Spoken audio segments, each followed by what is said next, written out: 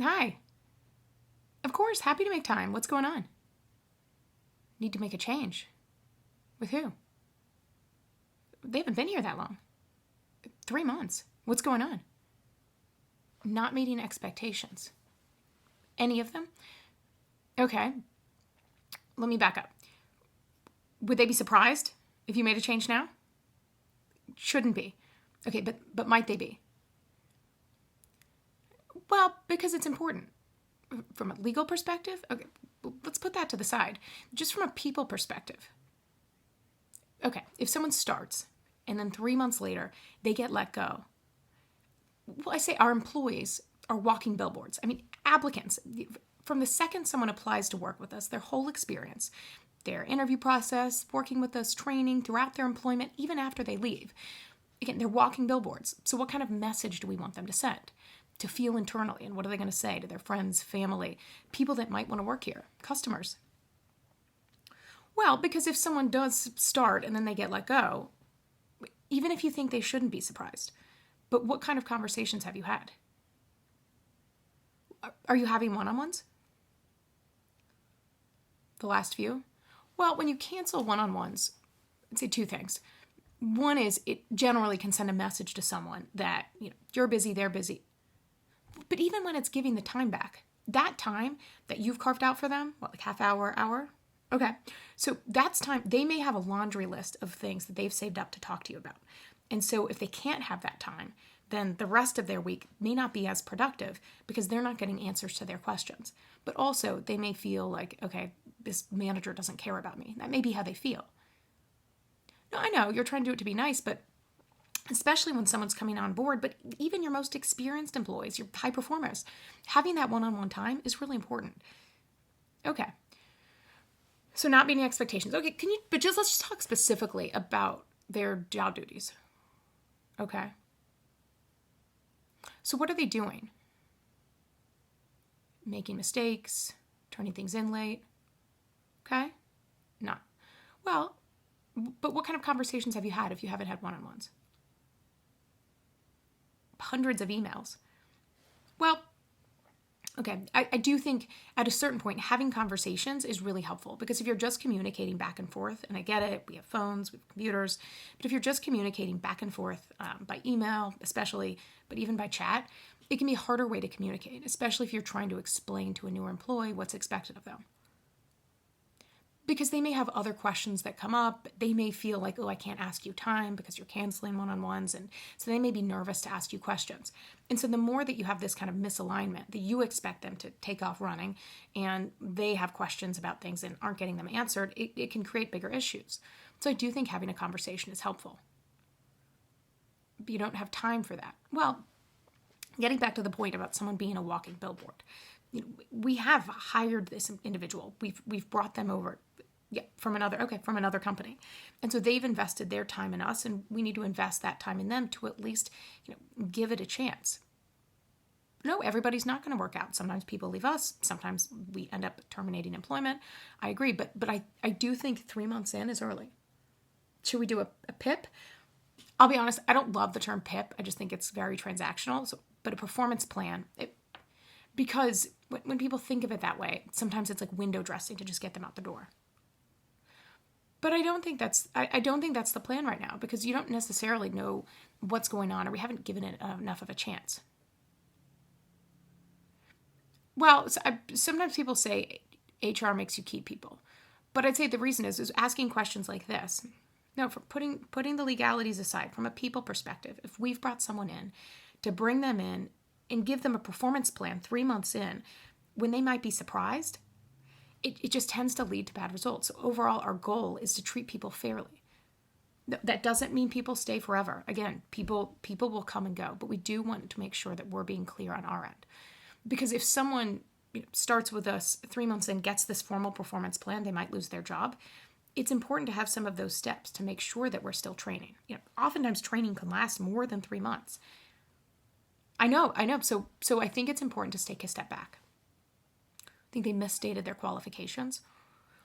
Well, I think in the long term, we could talk about the interview process because, okay, but thinking about their role, it's really important when someone's interviewing that not only are we talking to them, but we're also talking about the realities of the role, the good and bad.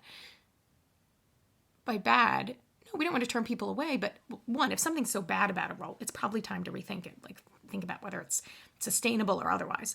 But if someone's getting hired and you're not being clear about what the job's really like, from everything, from like what they do day to day to how they're expected to work, and if you're not proactively talking about that, people may not feel like they can ask that. But if someone starts and it's with whatever they expected or wanted is very different from what the job is, then that can lead to really practical issues. So you do want to be clear. Again, rethink things that don't make sense or aren't sustainable, but being clear about that can help in the interview process.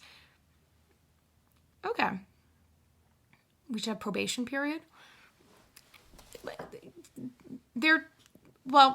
In the U.S. anyway, it's at-will employment. And so, we're all at will unless you have a set term agreement. But I think from a probation period, the one thing is if someone starts, you don't necessarily want them feeling, nervous or on their heels. And so if a probation period, they can leave as well. Again, that's what at-will employment is. But if someone starts and they feel like they're constantly having to prove themselves in this probation and they don't have clarity about what's expected, I just think generally putting probation aside, when people start giving that picture of what the job's like, what you're expected to do, and having that training plan. So I do think we can talk about the interview process, but more notably now, what has their training been like? Paperwork? Well, no, besides from HR paperwork. We always have that covered. Okay, but have they had opportunity to shadow? Or you said they're making mistakes. Have you sat with them real time while they've been working on something and corrected them real time or given them feedback? But I do think even those aspects of time, training does take time. There's very few jobs that someone can start and hit the ground running without direction, even if they've done it previously, on the way we do things, like the processes. But it is important from a time investment. But also there's ways you can do it. Like I said, shadowing. You have meetings or things. Have them come along, or others on the team do. Have them sit in so that they can watch those.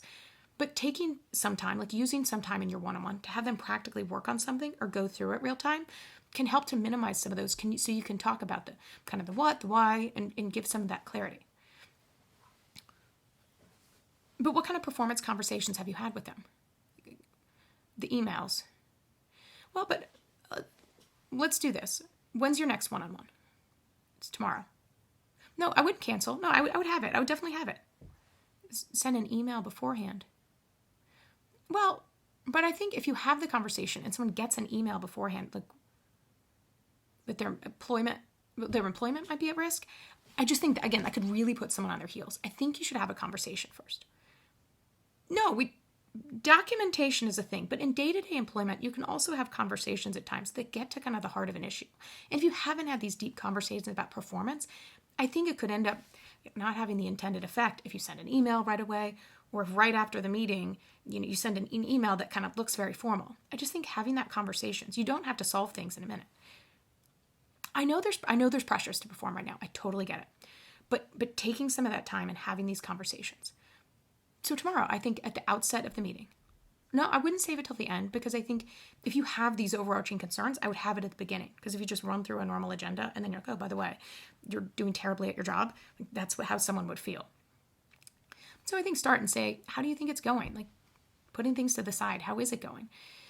And asking them those questions and listening. And saying, are there things you'd like to work on? Or we've talked about some of these mistakes. And then being honest on your end. No, it's not mean. I know you don't, but I think it would feel more mean if you didn't have this conversation and just went straight to termination of employment. Like that would probably feel more mean.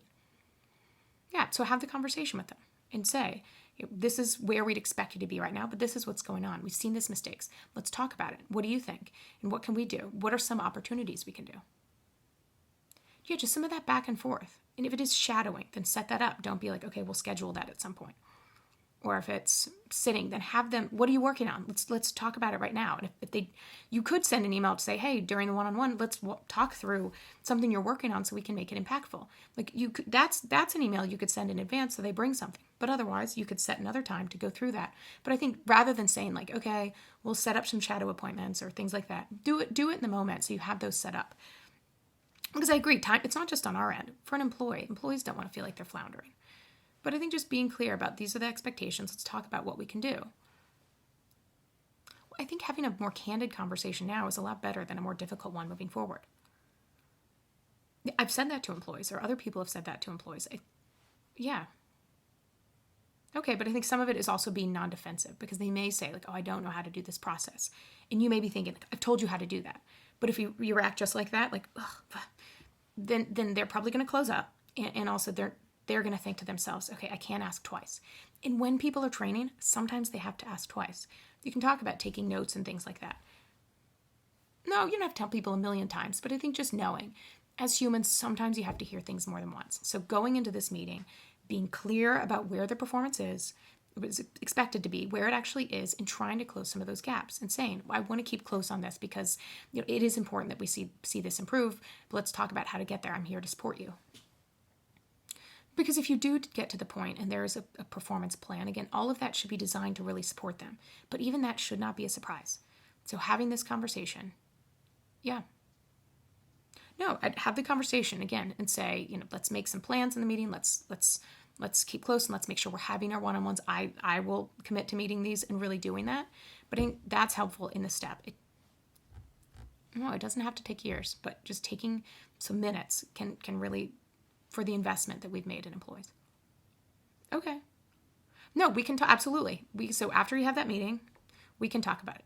Should I attend? No, I don't think so. I think when you're meeting with an employee one-on-one, generally, there's times HR might be present, but oftentimes the manager and the employee, especially when you're having a normal one-on-one, they give an employee showed up, same as if they got an email beforehand that said your job's at risk. Like, I don't think we're there yet. And so same as if they show up to a one-on-one and like, here I am. Like, I think that can really put someone on their feet. So have the conversation. I can be here for you on the back end. I'm like a playwright, not a best supporting actress. Okay. No, that's what I'm here for.